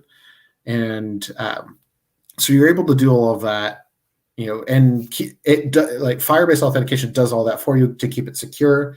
And then you can reference everything in your Firebase Firestore. So if you're not familiar with Firebase Firestore, it's like MongoDB, where it's documents and collections. However, it's real time. And so that's the beauty of Firebase. So if you've messed around with MongoDB at all, it's Firebase Firestore is the same thing. It just happens to be a real-time version of that. Another pro tip for y'all, if you haven't taken a step with exploring Firebase before, on this Think Outside the Valley channel, there are quite a few events you could check out about Firebase. I highly recommend you go subscribe to our channel, check out some of these other events that DSC leads from across the US and Canada have hosted. I promise there will be tons of amazing information to not only pick up on and learn, but also some really good examples of how you can use some of this in your projects today. Awesome. So let's keep moving here. Yeah, let's say we wanted to add photo searching functionality like in Google Photos. We can also add in a Cloud Vision API here. This is going to allow us to use some advanced machine learning, create some tags for these photos as we go, and really help those users have a better process with this photo sharing album. Yeah. What would be an example of the Cloud Vision? Because you mentioned tagging. Like, why would you tag a photo in a photo sharing app? Do you have an example? Yeah. So let's say you want to tag, your dog or your a family friend in a Facebook profile photo, right? Tagging there is going to notify someone else in the user application to allow them to get a notification and download this to their specific album as well if they want to use that particular photo. So creating tags and things of that nature are going to help people interact with your application a little bit more and help the users gain some of the access to the photos, which is the point of this application, right? To share your photos with one another. Hence why we want to make sure to help with tagging. Yes. And to add in, the Cloud Vision API doesn't handle the notifications for you. You still have to handle that part on your own. But like Danny was mentioning, you can do some tagging. It also helps if you want to help create a way for the users to search for a particular photo. If you have these photos get passed through the Cloud Vision API, if you use Google Photos on your mobile device, you already are familiar with some of this. So, you can go into your photo album, search for a particular city, or you can search for dog, and it's going to show you all the dog photos in your album. So it doesn't have to necessarily be a specific tag of Danny or a specific tag of Kyle. You can look for just something more generic, and it'll help surface that in your application as well. Continuing on with our example here, what if we have a bit more experience programming and we want to use a popular web framework like the Django, Express.js, Ruby, Rails, or Spring? In that case, we could use App Engine Standard. This is Google Cloud's platform as a service tool, which allows you to upload your code and it handles everything else for you. So this is going to make it a little easier for you, so you don't necessarily have to do everything yourself. Sorry, Kyle, I cut you off. Yeah, well, and I was just gonna say, this, if you're not used to a single page application like you would be building with Angular or React or Vue.js, which you could do on Firebase hosting, for example, or you could even do on App Engine. But if you are more familiar with writing Python and using a framework like Django, or if you're more familiar with writing in Java, this is where App Engine comes in a little bit more handy. You don't have to create a VM. You don't have to set up a whole infrastructure. App Engine basically has images pre-built in the background that you don't need to manage. You just kind of set up how much, what type of infrastructure you want with small little minute details. And it helps kind of guide you through the process, but it allows you to write in a language you might be more familiar with, like Python, Ruby, or Java, instead of having to do everything, load everything on your own through like a JavaScript framework. Awesome. So unfortunately, App Engine Standard doesn't support WebSockets. No worries, because Google Cloud also has an App Engine Flexible. App Engine Flexible is different from App Engine Standard in a few ways. It supports WebSockets, but it also has it's much better at handling relatively sustained levels of traffic, as you're going to have more users adopt this specific application, you definitely want to pay attention to that, as more traffic will lead to a slower application. So by incorporating App Engine Flexible in here, it's definitely going to help you scale. App Engine Standard also takes under 60 seconds to deploy your code, while the flexible environment takes between 5 to 10 minutes. So it just goes to show you the power and the difference between these particular tools. Lastly, we might want to add different types of clients that each interact with the backend, giving our users access to photos on all of their devices.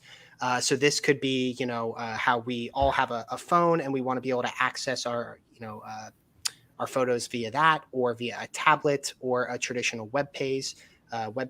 This is going to allow them to gain access regardless of where they are joining from. Definitely, and as it was mentioned earlier, try to have as few clients and just reuse your interface. Make it scalable, responsive, so that way you're not building an interface for a large screen. You're not building an interface just for mobile. You're building something that's it'll help you save time in the long run as well with your application, instead of having to build two different versions. If you're building a web, since we're talking about a web application, you're not building a desktop version and a mobile version. You're building it responsive so it works in both. Your application will go much faster. The build process will go much faster. Yes, absolutely. So now that we've kind of looked at that, how can we do this? So we've actually broken this down into 3 separate steps, which will hopefully help y'all break this up into a little bit more of an easier path. That way you and the team can work on this all together. So first, let's take a look at considerations. So here we have a list of considerations. Make a list of everything that might impact how the product is built, right? So take a step back and go, okay, what am I utilizing? How could this slow down our application? And try to figure out, what it means, because everything that you're going to be implementing will impact how the users use it and their technical experience from their end. So on screen, you'll see a list of some questions here. Feel free to come back to this part of the video later if you want to read them all. I'll just call out a couple before we continue on. So what does my application require? What languages tech are we comfortable with? What's our timeline, right? What technologies do we have to integrate with?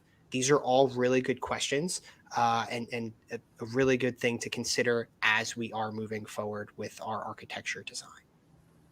The other thing to add, and +1 and add on to here, is these are not just beginning of the project questions. These are throughout your project type of questions. So like, as Danny called out, what is our timeline?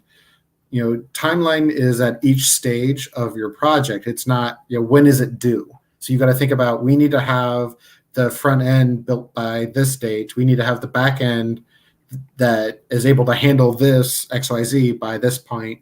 We need to have the first testable version in our test user group's hand by this date, kind of thing. Ultimately, you have until March 31st, is the last date you can turn in your solution challenge project. So there is an ultimate deadline, but hopefully you're working backwards from that, knowing that you will have user testing, you will have the different stages of your project. So think about that with timeline, and apply a lot of these other questions along the way.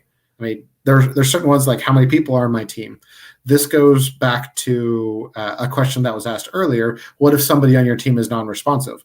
Your team just went from 3 to 4. And so that's a new question. Like that question, while it seems like it'd only be relevant at the beginning, you have that, if your team happens to lose a team member in the middle, or let's say you have a team of 4 and two of you are working on the front end, the other 2 are working on the back end. So how many people are on my team? Overall, there's 4, but on this part of the project, there's only 2. And so these are, I need to keep my whole team up to date with where we're at in the process, but I'm working with this other individual in order to make sure our part of the project is done and doing what it's supposed to do. So think about these questions as you continue to go through your project. Yeah, that's a really good point to make there, Kyle. Just because we've made it through to this point doesn't mean some of the things we've talked about previously in this deck need to fall away. In fact, everything continues moving forward from this point on. Definitely. So let's check out step 2, or research. Next, you should always be doing research constantly. I mean, as university students, I'm sure you're aware of this, but definitely happy to double click here. So what you want to do is make a full list of all of the tools you may use, right? There's a ton of different resources out there. So you want to build that complete list so we can see what new skills need to be accomplished or learned, or, where we can assign certain students with particular technological expertise, so we can begin, getting these milestones and project deliverables outlined. One thing I'll do here is I'll drop a link in the chat for y'all. It's a really good resource for y'all to use. Highly recommend checking it out. From there, what you're going to want to do is really make sure to check out all of these different tools you may be using, and go back to our solution challenge resource page online. We may have self-paced resources to help you and your team learn these tools, or reach out to your local developer student club, and maybe we can facilitate a workshop to help you and the community. So this isn't just something to help you, for this particular moment in solution challenge. It could even benefit the rest of your community. So let us know what you're looking for, and we'd be happy to help from our end. Part of your research, just want to plus one some of what Danny was saying. There's a lot out there if you're looking to do something, on Android, with Flutter, TensorFlow, Web, what have you. So there are certain resources like codelabs.developers.google.com, which has all of these code labs are made by Google and or some of our Google developer experts. And so these are things that help help you to get up to speed faster with the technology. And you can filter by Android, you can filter by Firebase. There's the products that you're trying to integrate. If you're building something on Google Assistant, there's a filter that helps you quickly get through Dialogflow and some fun stuff like that. So these are other things. There are other tutorials that we have online, but like this YouTube channel and others, there are a lot of great resources to help you quickly learn if you're comfortable with the technology, but not quite up to speed on everything you can do. In the chat, we did drop those links. Please go ahead and check them out. I highly recommend not only looking at the Google Cloud cheat sheet, but also the code labs, which we have linked here. They're great self-paced exercises across multiple different Google technologies, and they will really help you with your solutions. Awesome.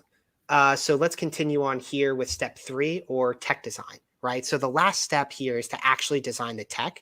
For this step, right, we're going to want to take out a piece of paper, marker.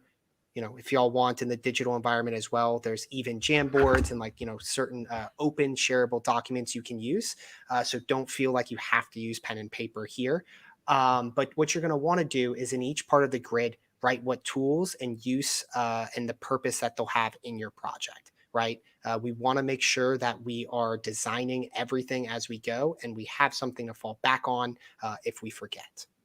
Yeah, and what Danny's talking about here, this is a great practice that people use in the industry as well, because when you have this document, you have these notes, everybody comes to that agreement, like this is the tech we're using, and so that way, you've agreed on it as a team. Everybody knows for the front end we're going to be using Flutter, for example, or let's say we decided to use Kotlin, but then halfway through the project when somebody is like, hey, here's the milestone, and it shows up as Flutter, it's like, hey, why did you build it in Flutter? Why wasn't this communicated? And so this is part of the conflict resolution that Danny was talking about earlier. Having these notes and having this document kind of helps along the way. It's like, we all agreed to use Kotlin, and we're moving forward in that line of fact. We were planning to move in that direction. So our whole backend was anticipating, to reach out to Kotlin or something like that. Or so having this kind of stuff helps a lot. The other thing is part of the tech design. While this is getting the structure, like with what tech you're using, definitely look into using flow diagrams, flow charts. This will also help planning out how this tech integrates together. So this is before you get into the user flows diagrams. So what you're looking at is while you put in here you're using Firebase authentication, but why? And so when you have that the flow charts on your product design, like somebody needs to log in. After they log in, they go here or they go here. You have the decision boxes in there. You have hopefully a lot of you have been seeing this in like your data structures and algorithms courses. When you outline this project, it's another way of reassuring that the whole team knows what's happening. The whole team is aware what what we're working on and what the outcome should look like. Because I've worked on projects with a lot of people where you just give them a little piece, like all you need to do is build this small little piece, and they just tunnel in and focus on it. They don't care what the big picture is. But increasingly, a lot of people like to know what the whole picture is of the project, so that way they can understand their contribution and what they're building and how it fits into the bigger picture. And so when you have this tech design, you have the flow charts on how everything kind of fits together. This helps everyone, especially if you're breaking it out into smaller chunks. This helps for everyone to understand how their piece of the project fits into the grander picture. So again, it's something to also refer back to in case of conflict resolution, and whenever you're like, hey, we agreed to this timeline, and here's this part of the project and stuff like that. So document. Yes, +1 to that. Having things written down, which everyone can look back on, is really important and helps you remind everyone of these important milestones and things they agreed upon. It is very important. Please do not skip this. Awesome, y'all. So with that does conclude at least this last part about textual architecture. We are going to be finishing up with a Q&A panel. So what I'm going to do now is welcome back Akshay to the stage, as well as any of our DSC leads. If y'all want to answer any of the questions, just let me know, and we can definitely bring you on stage. But for now, everyone who's watching this, thank you so much for staying with us. We would love to answer any and all of your questions about everything we have covered thus far.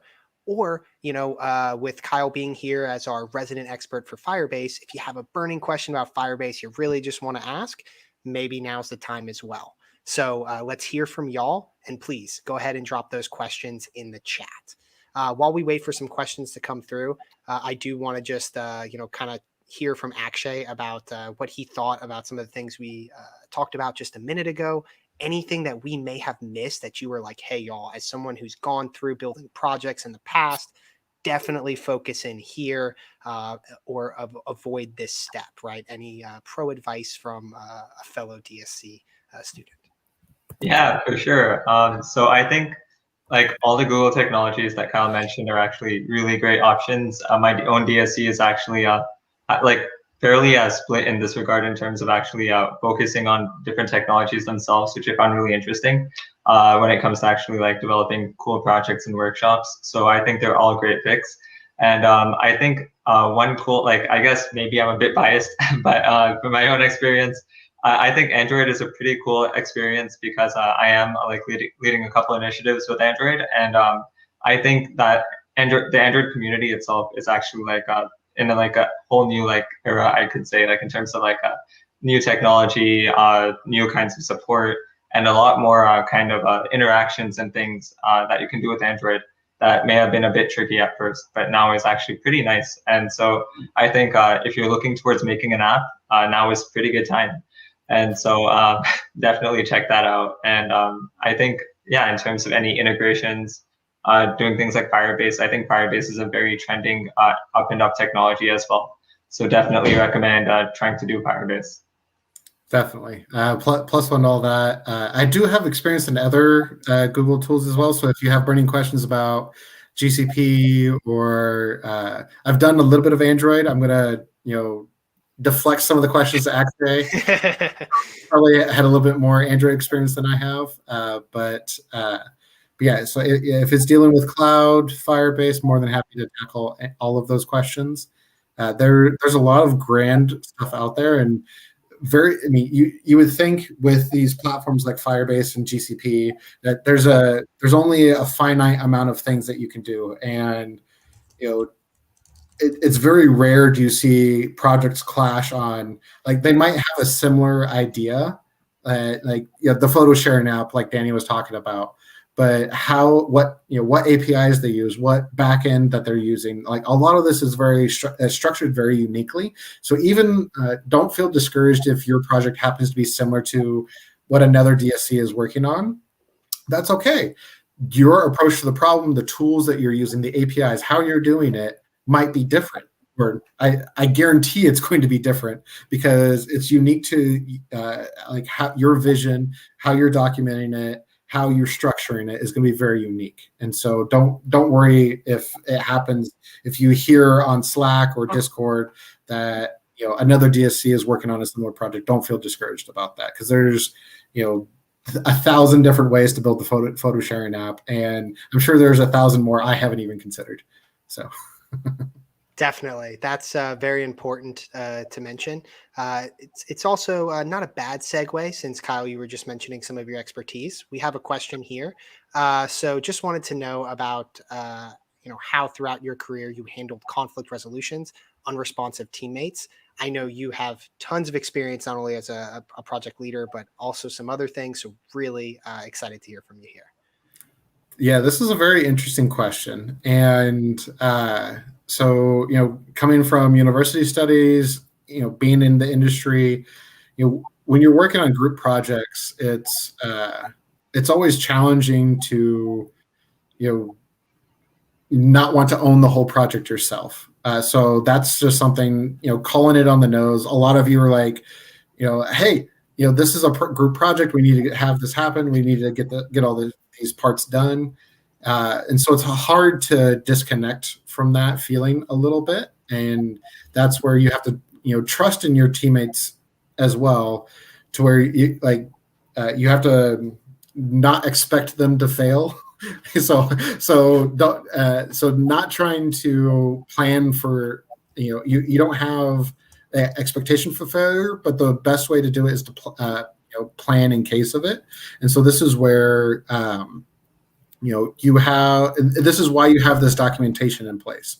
So throughout the years that I've been working on various software projects, building as part of a startup, as part of a large software company, even now to Google, having the documentation, having these milestones set up, so these checkpoints, so you're checking in on everyone. And so with that constant check-in, if you just for example, you have somebody that's off working on the back end and you're focusing on the front end. So like Akshay, you and we're working on Android, and we asked Danny to go spin up, he needs to set up some Cloud Run instances. He needs to go have the Vision API working. Like, I'm going to throw a bunch of stuff at Danny that he may not necessarily be comfortable with. And you just see the surprise on his face. So I did make up none of those. So, but yeah, so this is where, as part of, a DSC lead or a project lead in this case, you're going to have these milestone check-ins, especially in the virtual world. You want to, have these check-ins like, hey, how's it going? Do you need help? Is there, is there an opportunity for me to come in and help a little bit, or do we need to shift you to a new project? And because, I've had that before where, we got to a check-in point and the person wound up not liking what they were doing, and so they didn't do any of it. And so it's like, well, the rest of us have been moving forward on this project, and we need your piece. And so, as the team lead, restructured it to where put them on something that was more within their wheelhouse that they were comfortable with, and shifted somebody else who could help carry that part, so that way we could still execute the project and get it done within our deadlines. So these are different ways to have that, to where it's okay to restructure the team partway through. It's okay to, if somebody just, straight up goes MIA, there's ways to help mitigate that. Maybe the three of you come together and help to carry the project. You could always swap out. I mean, do it with everyone's consent. Don't just like start swapping. You're not trading players like this. I mean, everybody has consent when you're swapping teammates and stuff like that. But I mean, it might be that, hey, this project is more than they thought it would be, and so they asked to step down, and you bring somebody new onto your team. So these are ways to kind of help handle that conflict peacefully, in order to still have everything come through on time. Yeah, one important thing I want to circle back to there is probably what you heard in a nutshell is don't wait, resolve conflict sooner than later. If you see that someone is failing to interact, if you see that somebody is failing to follow through with what they've signed up for, there's probably a reason. And if you can uncover that reason and to get them to re-engage with the project, it's going to help the entire team run a little bit smoother. So definitely, don't hide from these problems. Set up weekly meetings with everyone, check in, and make sure that any concerns are immediately addressed. So we do have another question here from Giovanni. Oh, sorry. Go ahead. Yes, I was going to quickly add in, because you brought up a good point there, Danny. So as part of this conflict resolution and stuff too, some people might not be able to, might not be comfortable enough to bring that up in a group conversation. So like, for example, Danny, if you don't feel like telling me you hate working on the Vision API, you just don't understand it, you don't get it, you don't have to bring that up in front of Akshay. We can have a one-on-one and discuss it, and then figure it out. What is it something I could help you through to understand better, or is it like, Danny, let's shift you onto a different part of the project, and we can have Akshay look at the Vision stuff, or I can step in and look at the Vision API stuff, and then come up with a better way. It's never something that if you catch it early enough, it's never you did this wrong. It's like you don't come at it very negatively. You want to positive, like, I want to help my team succeed. You are part of my team. How can we still make this project happen? So it's not like you're bringing us down, Danny. What are you doing? Like, that doesn't help anybody, especially if you do it in a team setting. Like, Akshay is just like, oh, Kyle's not helping this project out here. He's just, calling Danny out. And so like, you want to make sure like how you approach it, the language you're using and stuff like that. Like you want to help Danny still be part of the team. You want to show Akshay that he's also part of the team and, helping out on this. Yes. One of the things you definitely want to do there is to make sure that everyone is supported, right? It's really, really important. Thank you for double clicking on that, Kyle. Especially if we want to keep that person engaged with this particular project. So we do have a couple more questions, and I know we are running a little bit over on time, so we'll go ahead and jump into them. Hey, that's okay. We're all having really good conversations here, and it looks like everyone's getting what they need. So from Giovanni here, we have, is there a resource that you would recommend that lists all the tools available that we can use for front end and back end?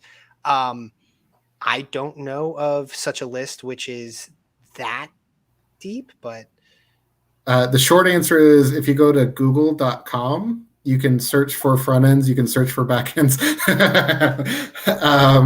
Sorry, that was a little bit of a stretch. It depends on what you're planning to use, what your project entails. If you're looking at web frameworks, the three most popular are Angular, React, or Vue.js. These are the most popular currently. And obviously, we would love to help you on GCP and Firebase. I'll let Akshay talk about mobile. Yeah, so I think in terms of mobile technologies, like Android is something that anyone can use and develop with. So probably the most utilitarian of the mobile, like strictly mobile development technologies. Of course, you could always try iOS, but you do need a Mac. And additionally, when you do something like a React Native or Flutter, you can actually leverage on like working with the Android, iOS, and web app technologies all in one. That does take a bit more effort, but it is more rewarding because you're almost making 3 different platforms that you can work across.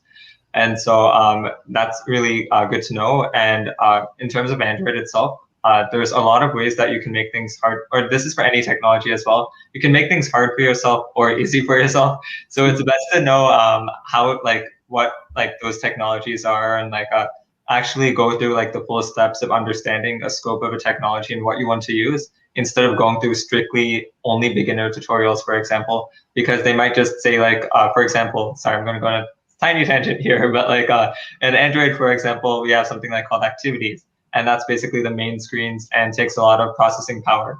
And so if you haven't learned about fragments, or like how you can use these fragments and learn about navigation and those kinds of concepts, which are a bit like more like advanced, but saves you so much time in code, then you're going to end up like spending a lot of time. Your computer is going to hate you, and it's going to be like all over the place. So just make sure that use google.com. It's a great resource. And just make sure that you are actually cognizant of the different technologies there are, and take your time to go through what that technology encapsulates, and not just the beginning part of each one. Yeah, very important things there. We do have another question here. So is it recommended, every once in a while to switch roles, leadership, position, or maybe the specific, applications of the project you're working on, front end, back end, things like that? So for me, I wouldn't necessarily go through switching this role often, especially if you are going to be having one person be responsible for tracking the milestones and making sure that everyone hits their particular goals.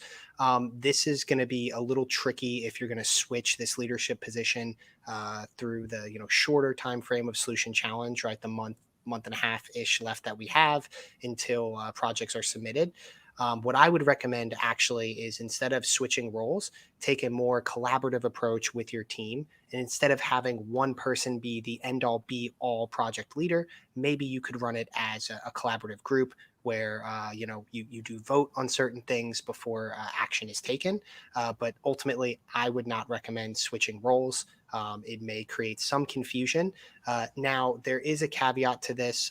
If someone like Danny was having issues with some of the things we mentioned earlier, it would be a good idea to switch me from that Vision API if I have no idea what I'm doing, maybe to something else in which I could participate and actually get through, but not necessarily for the leadership position. We want to kind of keep that in the group sphere, or with one person being in charge of all of those documents. Yeah. Plus one, and a shorter answer to that would be no. Don't switch roles. That, as Daddy mentioned, is not recommended. It does cause some confusion. Think about it like, who's the leader this week, kind of thing. So that does bring up a lot of confusion.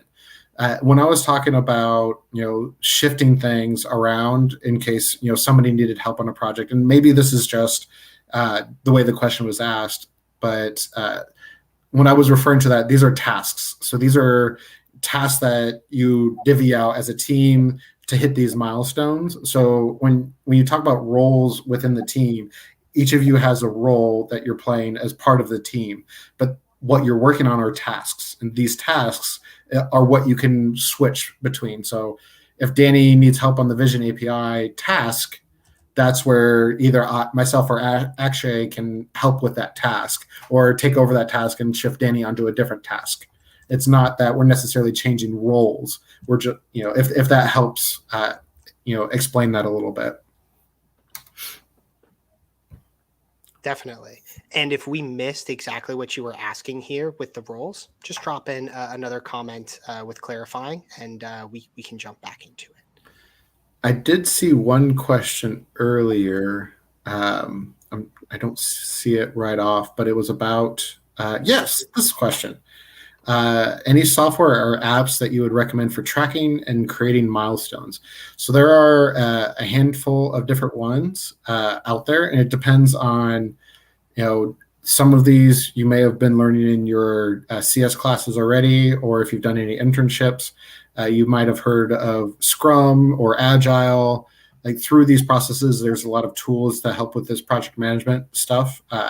Some of them, there are quite a few that are free. Some of them that reach into the paid or subscription based. Each of them have their own merits and which one worked best. But some examples that I've used that work really well, like Trello is a really good one for time management. Asana is great on how there's a lot of different integrations with Asana. To like if you're trying to link, especially same with Trello, I should say, if you want to link it to your GitHub project or Slack integrations. If I know a lot of you are into that, I assume I've not used them with Discord, but I assume there's Discord integrations as well. Between Trello and Asana, these are two very popular ones to help manage projects, and they're also free. I know Akshay they do have free tiers, I should say. Akshay was mentioning Bitbucket earlier. I've used Bitbucket a lot, and Bitbucket has its own kind of built-in Kanban style board to help you track your project's status. And so when you're building things in a Kanban style board, like you're breaking it into those tasks that we were talking about, and so you can see the status of it moving across into the different columns and stuff like that. So these are some examples that I've used. There's lots out there. I'm sure I'm forgetting many, but I'll let either Akshay or Danny, add in any other suggestions. Yeah, I guess one quick shameless plug, I guess, is it's not like I'm actually part of this organization or anything, but I found it really useful, and a lot of groups are using it more and more. And it's called Notion. The website itself is called Notion.so, and it's basically a platform where if you're a student, which I assume everyone is, then you basically get a free pro tier account. And so you can actually have a lot of people work together and collaborate on some really cool, fun stuff. And they have the Kanban board options, as well as the more internal documentation and all sorts of different options that you want to work with. It kind of has support and features for. And going back to if you want something minimalistic, GitHub, Bitbucket, GitLab, they all I think have their own internal minimal solutions as well. And anything in between. And I also recommend don't fall too much in the loop of managing something, because then you might not have enough time to do it. So, yeah. Yeah, and it does look like we have some people who are using Trello. Yeah, so it's a really good tool. That's the one that I've used before. So hopefully whatever software or thing that you're looking to use, just find one that works for you. There's many different alternatives out there. So don't feel like you have to take our suggestions, but I would. Cool. So with that, I do believe we are coming towards the end of our Q&A panel. If you have any last minute questions, get them in the chat right now. Before we sign off, I am going to bring back up on stage all of our amazing DSC leads who have been interacting with us over this past couple weeks. So let's welcome Evelyn, Lee Yoon, and Aaron back to the stage. Howdy, y'all. Welcome back. Hopefully you enjoyed the finish to our Solution Challenge event series here. And I hope all of y'all having a really amazing time building your projects with Solution Challenge. Just because this series is ending does not mean this is where your connection to the Google Developer Student Clubs ends. We're going to have upcoming events to help y'all reach new community members, as well as different Google technologies. So stay tuned, subscribe, and like to this Think Outside the Valley channel. And, let us know what you thought of this event. We would love to improve it any way we can moving forward. But that's all I had from my end. Do y'all have anything you want to sign off with before we say goodbye to our lovely audience?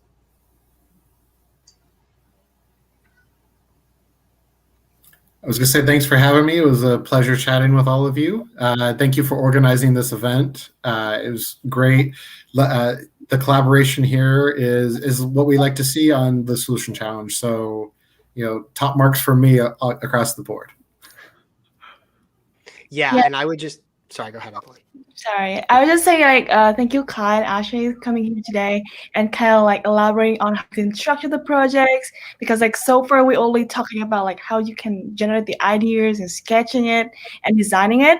But when you change it into technical part of it, this is a very good point where the student can start working on their projects, as well understanding more how to leverage the Google technology and the Solution Challenge. And yeah, we got all of the previous recordings in the playlist that if Danny can like drop the link in the chat so that everyone can refer to it. But you can always go back to the Think Outside Valley channel so that you can look for the playlist. Yes, I will get that playlist added in just a second. One of the things I want to do, though, quickly is everyone who's still on this call, let's give a warm round of applause to not only Kyle and Akshay for joining today, but for Aaron, Lee Yoon, and Evelyn for this amazing, 4-part event that they've put on. This was a lot of hard work to help you all get connected with these resources, and just want to say thank you from all of us, not just who are on stage, but behind the scenes as well. It's been very fruitful, so thank you. Plus awesome. one. And with that, we'll see y'all next time. So hope you have a great rest of the day and good luck building your solutions for Solution Challenge.